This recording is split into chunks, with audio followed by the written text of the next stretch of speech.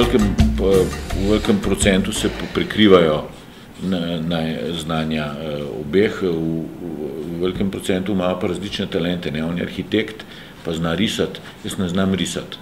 Jaz sem bolj aktiven na konceptualnem področju, on je pa bolj aktiven na prezentiranju tega in na iskanju rešitev na tehničnem, na inženirskem, on je inženir.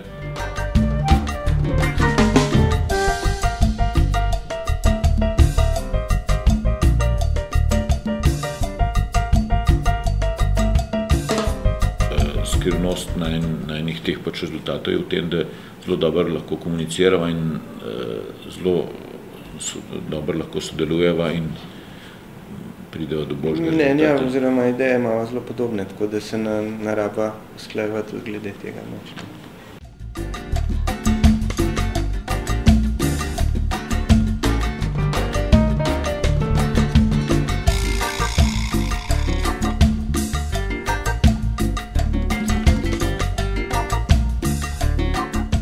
En pogoj, ki bi bil, se mi zdi, vreden omembe, je, da je znanje kaznovano z davki v Sloveniji. Se pravi, tisti, ki nekaj zna, pa zaradi tega ima boljšo plačo, tisti je pol kaznovan. Se pravi, en talent, ki bi ga mi lahko morebiti dobili iz tujine, da bi sem prišel delati, je že a priori ven, zato ker je blazno obdavčen. Se pravi, ga ne moramo plačati. Naša davčna politika je tako nastavljena, da mi lahko zaposlujemo najnižje kvalificirane delavce.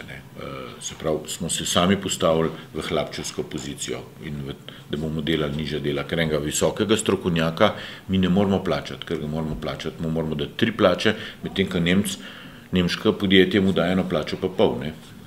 Že tukaj smo zelo prizadeti.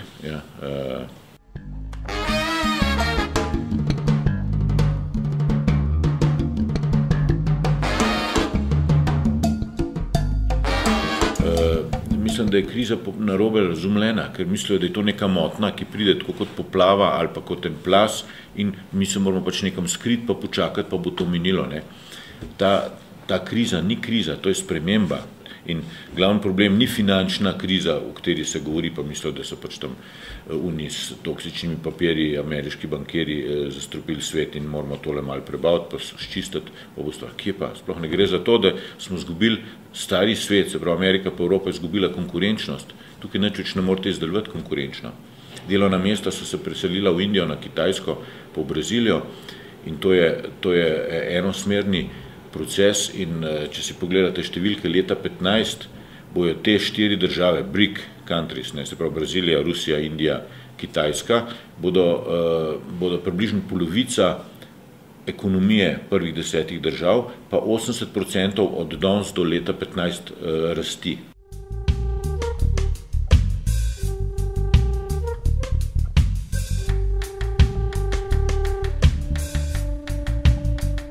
Če bi mene vprašali, jaz sem skoraj prepričan, da je formula za uspeh, da delaš to, kar te veseli. Zdaj, če greva recimo v Ameriko, pa prijeva kje ob 10 zvečer, greva še vedno malo veselje iti v Marino barke pogledati, ki so tam, pa videti, kaj novega, kaj drugačnega, pa razumeti, zakaj to tako, pa se pogovarjati s kakšnimi o tem do 2 zjutraj, to povem, da je še kar v redu, da naj jo še stvar zanima pa veseli.